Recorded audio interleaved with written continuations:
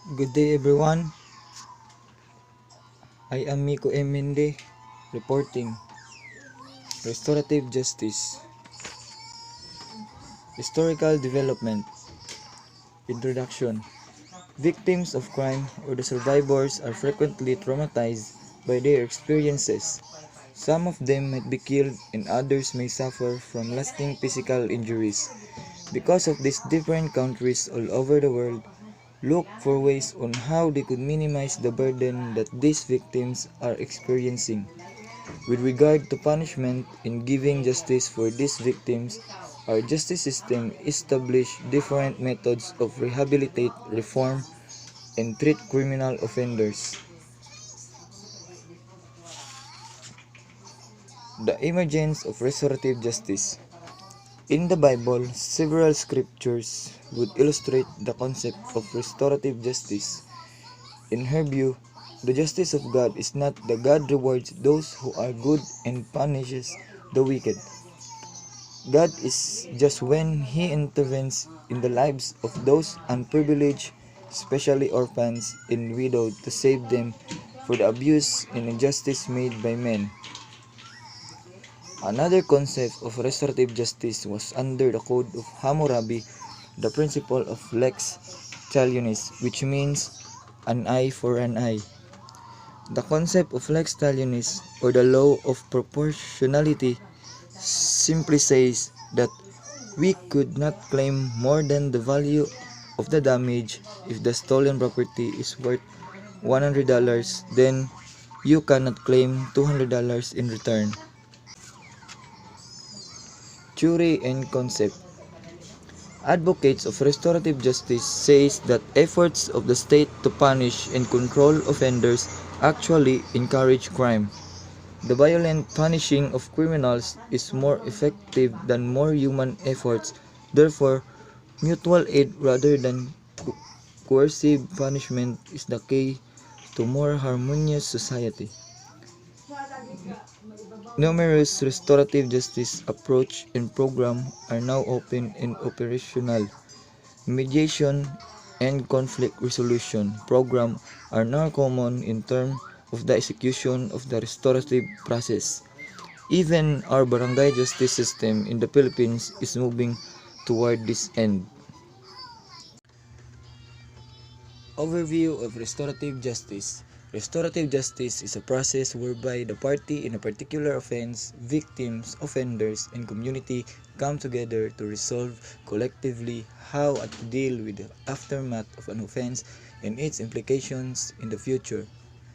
It also embraces a wide range of human emotions including healing, meditation, compassion, forgiveness, mercy, and reconciliation. The 8 ways of understanding restorative justice.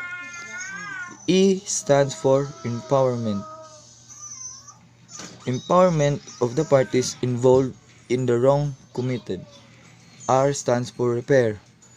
Crime causes harm and justice requires repairing the harm done. And E stands for encounter, wherein the best way to determine how to do that is to have the parties decide together in settling its disputes. And lastly, T stands for transformation. This can cause fundamental changes in people relationships and communities as a whole. The 4 key values of restorative program. First is encounter. Encounter. This is created when the victims, offenders, and community members who voluntarily meet to discuss the crime and its effect of aftermath. The elements of encounter are meeting, narrative, emotion, understanding, and agreement. Amends. This is done when the offender takes the necessary step to repair the harm that they have caused and inflicted. The 4 elements of making amends are apology, change behavior, restitution, and generosity. Third is reintegration. Aim to restore victims and offenders as a whole. The elements of reintegration are acknowledging human dignity and worth, providing material assistance, and offering moral spiritual direction. Last is inclusion. create opportunities for the parties which arise for a specific crime to participate in its resolution. Example of inclusions are invitation, acknowledgement that each individual are unique and has different views and that he or she may want to some other alternative ways or approaches. Restorative justice core values. On the discussion presented above, we are able to understand the concept of restorative justice. Furthermore, restorative justice is based on the balance focused on the offender, victim, and community.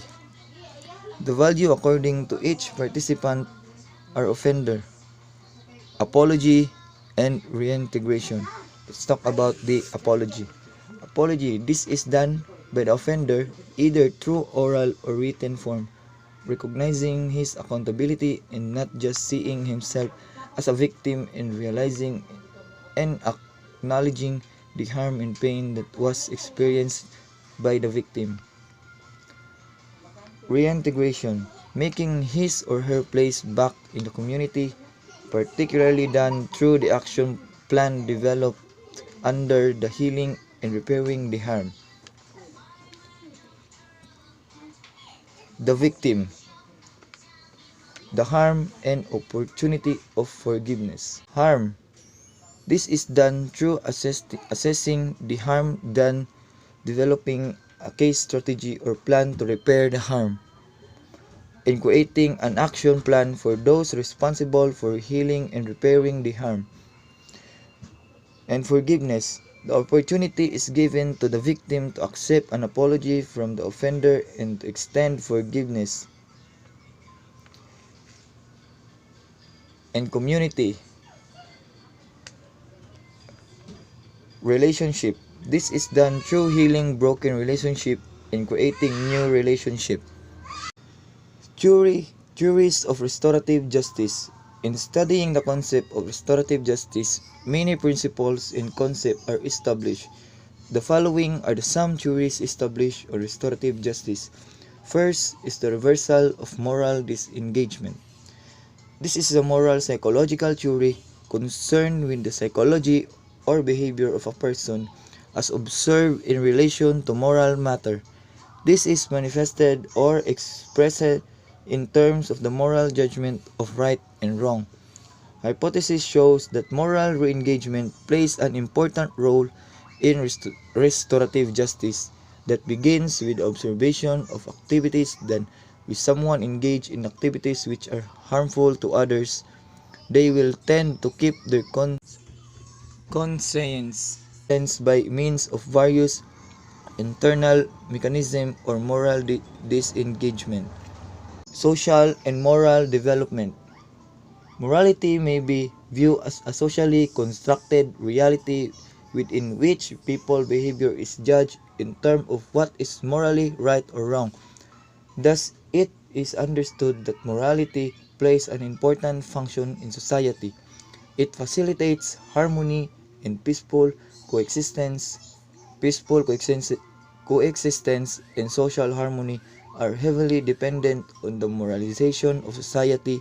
Individual members who were failed by the moralizing process and who were unable to give effect to the important value and social norms in their lives may become source of danger and misery to others. Third is emotional and moral psychological healing. Ratzinger and Schkepp have observed that there are two processes occurring side by side in restorative justice conference.